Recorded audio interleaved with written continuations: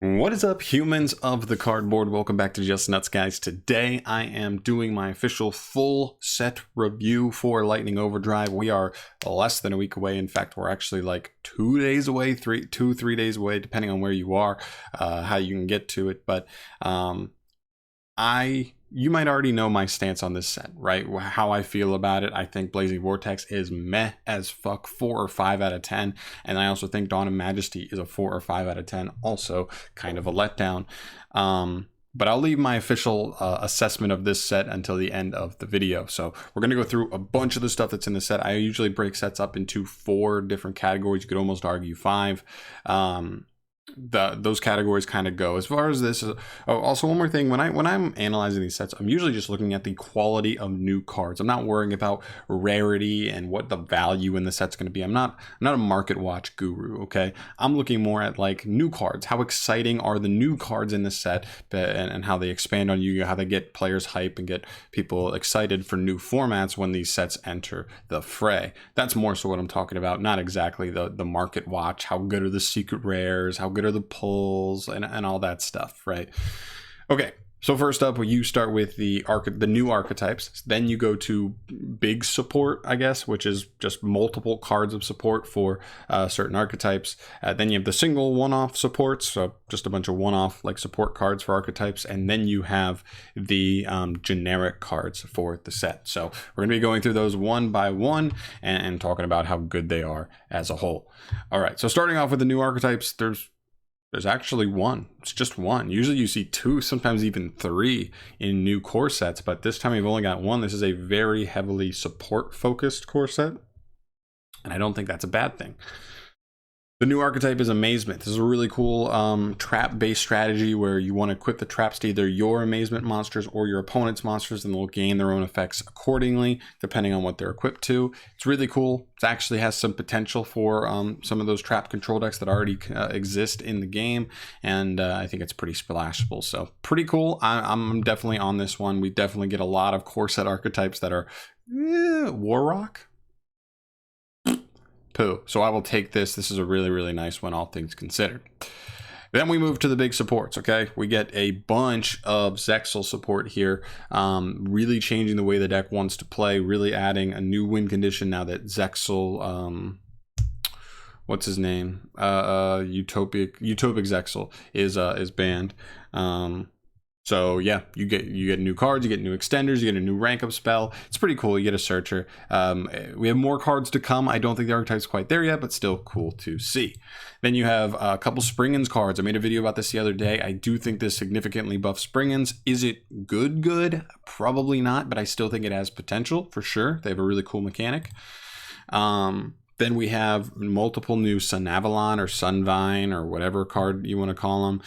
Actually pretty good. One of Link Monsters in particular is really good for comboing. And then this card's actually a pretty nifty card for the archetype. So we'll see if like plant spam becomes a thing very soon. I'm definitely curious to see how that goes.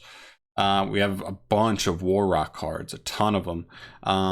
Honestly, I think they're all garbage except for one quick play spell, which is just like if you control a Warrock, it's like a negate. And it's a quick play spell, so it's actually a really good card, just in a really bad archetype. But that's at least nice for them. I don't even know if the spells and traps are searchable in the archetype, but whatever. That's good to see. The rest of the cards are mostly poo. Next up we have Rose Dragons. We get a normal summon that actually is like full combo in like Dragon Link decks. Pretty cool. You also get a new boss monster in Ruddy Rose Dragon. I guess I'll mention it here. I think I forgot to put it at the end. It is a generic synchro level 10. I want to say it's level 10, not level 11.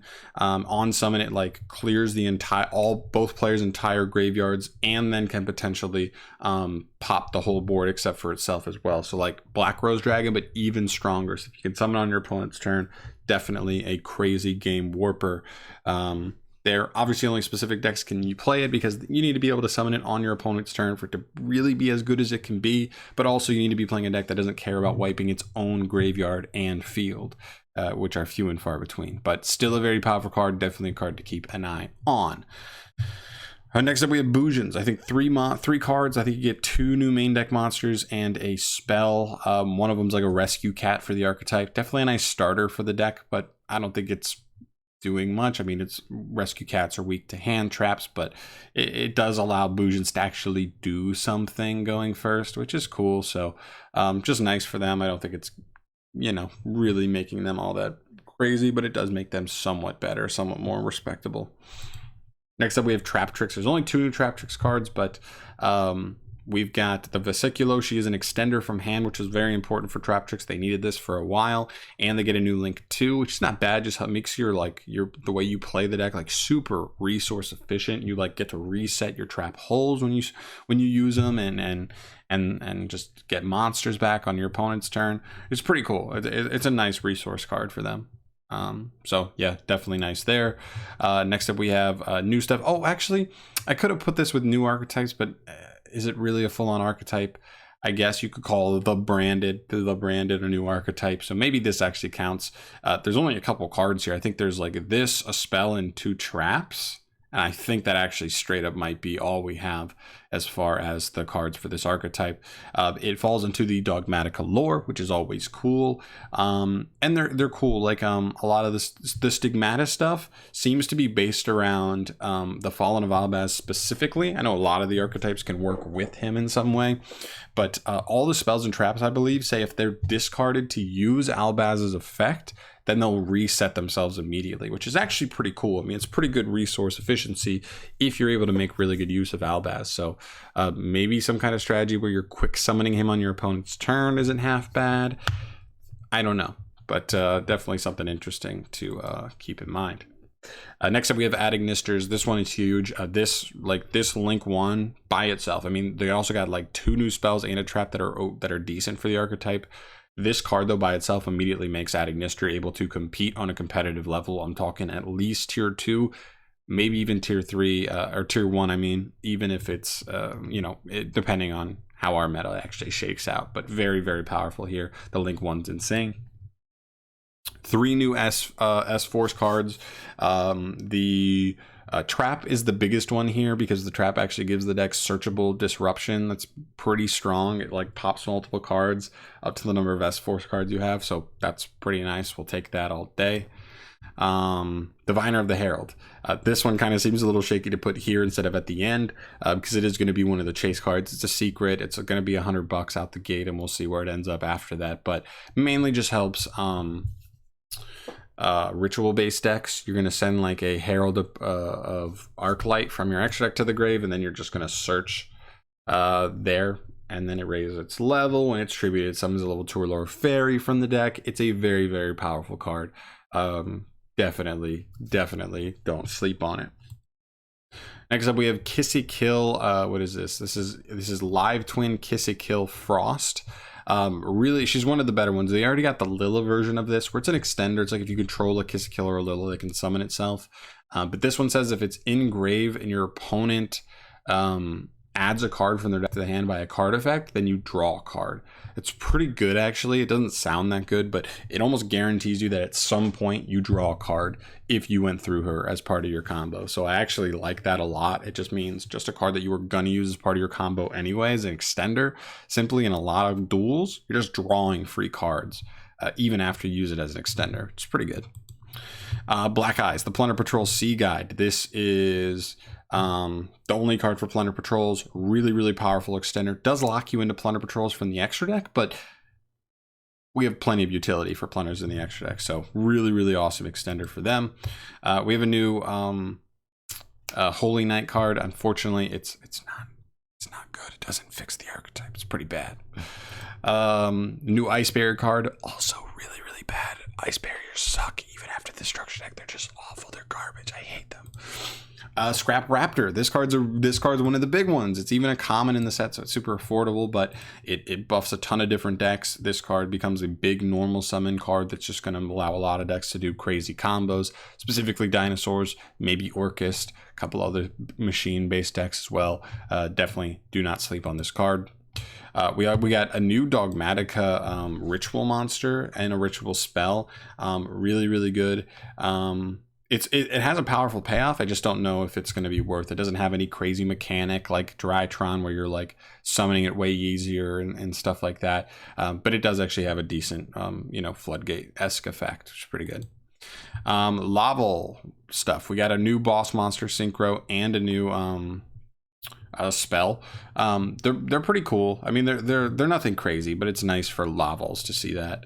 Releona the Wondrous Majestic Witch Wardrobe. Man, crazy name.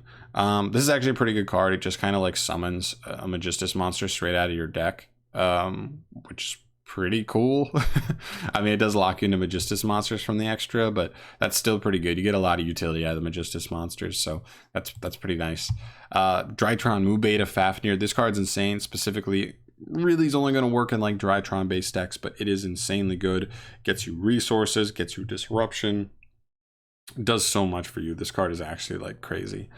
Brigade Bear Brum, the Rampant and Rampager. This card's awesome. Gives Brigades a way to search their trap card that summons, like, that lets you quick link on your opponent's turn. That's very, very good for them. Definitely a big fan of this card. Cambro Roaster, nice little Paleozoic card, nothing too crazy there. Then we get to some generic cards. Okay, I feel like I'm running through this, but I'm just trying to make sure I cover everything. This guy, super poly target, takes a spellcaster and a dragon, pretty nice. One Curry Way. This card's actually kind of cool. Reborn's Link Ones from Grave, actually kind of good in certain decks. I think of stuff like Trap Tricks. I think of like link based decks, like I play Code Talkers, is actually not a bad extender for them. Random stuff like that's actually pretty nice. Stay Sailor Ramarine. She's a really interesting card. She's kind of just like a plant extender, like actually just a pretty good plant extender. Like if she's sent to grade by card effect, she lets you, like, I think, send another plant and kind of keep extending that way. So she's actually just a nice extender for plant spam decks. It's pretty cool. Expendable Die. This card's pretty cool. This is our what is it? What's that card called? Icarus Attack, but for warriors. So tribute a warrior, target her on the field, destroy it, and then draw a card. Not a bad card at all, I think. Then this guy, this is another link spam kind of card, but he's a link 4. He takes only plants, and he's a compulse every turn, and he can reborn himself from grave by banishing link 4 worth of materials from grave that are already link monsters. It's really cool, really powerful card. Love him. Lion of the Light Charmer. I don't need to explain what she does. She's just great. She's the best charmer to date, and I can't wait to use her. And then Book of Lunar Eclipse. This is Book of Moon, higher ceiling, but it does require you to target 2 monsters, which is a little bit tough, and you got to discard. But I still think it's a good card overall. I think it'll find a way into a format at some point. I think it just might be a little bit down the line, though. And the last card I might as well mention is Black Rose Dragon. This is a reprint, of course. It's the only reprint in the entire set, but it is a Starlight, which makes it a really highly sought after, a chase card in the set, which is important. And yeah, that's mostly it. Obviously, there might be some small cards here and there. That's not all 101 cards in the set, but I wanted to go over the things that I thought were worth mentioning to anybody curious about what's in the set. Now, for kind of talking about what we talked about. The new archetypes, we have the Branded and Amazement. I think they're actually pretty good. All things considered, Branded always is going to, any archetype that's part of the Dogmatica lore is going to have potential. Tri-Brigade's about to be meta. Dogmatic has already been in the meta for a long time. We'll see what happens with Spring Ends and so on and so forth. So Branded has potential with future support and all that stuff. And Amazement just seems like a good, solid trap strategy out the gate. Then for like the cluster support, you got stuff like the Zexal stuff. I actually think that's what makes this set actually really good. Even the one-offs, you've got one-offs like the Tri-Brigade card that makes Tri-Brigade like a legit tier 1 deck after this. Evil Twin gets a little bit better. Magistus gets a little bit better. Plunder Patrol gets a significant bit better. Trap Tricks gets better. Like a lot of these decks are already decks that are considered rogue decks. And that's what I like when they give like rogue deck support, because so that now they can try to go up to the next level, stop being rogue and be like legit tier 2 and legitimately scare people. I still like when bad decks get really good support, but usually they need multiple cards, and I'd more so like to see them end up in like with their own structure deck or something like that. But yeah.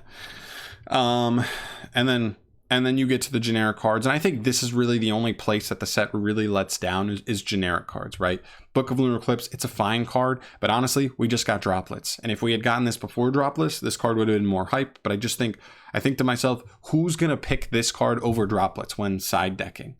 Droplets just breaks boards better. You could argue Lunar Eclipse is a better disruption, but overall, you have to side with the droplet, right?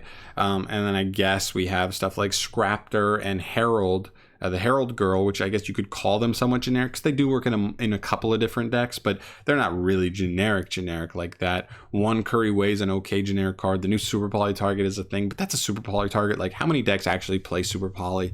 And so I think that's where the any kind of letdown in the set really is the generic cards. And yeah, I think there's a ton of value. I think there's a ton of meta changing stuff. Maybe not even tier 1 stuff, although you could argue that like Drytron's going to become tier 1 because of this. The Tri-Brigades are going to become tier 1 because of this, right? So even there is some mix-ups way up top in the meta, but also you have so many of these like rogue decks that are getting just a little bit better. Plunder Patrol, Trap Tricks. You got Springins could arguably be a deck. Scrap Making Dinosaurs. That's another one. Dinosaurs could be tier 1 after this. And so on and so forth. There's multiple other instances as well. There's just not that big giant generic card that's really going to break the meta by itself because it's played in any deck that can afford to play it. And so I think overall that does bring down the set a significant bit, but like I said before, I already think Blazing Vortex is like a 4 out of 10, and I think Dawn of Majesty looks like a 4 out of 10. We'll see what like the TCG exclusive like insect archetype looks like, and we'll see what their imports and stuff look like, if they can maybe like buff the deck there. But as of right now, it looks again like a 4 out of 10 to me. It looks really bleh. But I do think this set is above average overall, just could use some better generic cards. So overall, out of 10, I will give this card a 7 out of 10. I might go like 7.3, 7.2, somewhere in there, but if we're just keeping it solid numbers, 7 out of 10. Not amazing, but better than average, right? And so far, it's the best core set of the year. We'll see what happens with a Burst of Destiny. Has an okay start with like some weird rocket stuff. But we'll keep an eye on it. I mean, dragons are insane, so you never know, and they have a ton of more stuff to get revealed, and so yeah, obviously I'll be keeping a close eye on that. But that is going to do it from here today, guys. Let me know in the comment section down below, do you agree with me, do you disagree with me? 7 out of 10. What is your score? You can give me decimals if you want. Let's make it an official 7.2 out of 10. Give me your official score for Lightning Overdrive. Tell me why.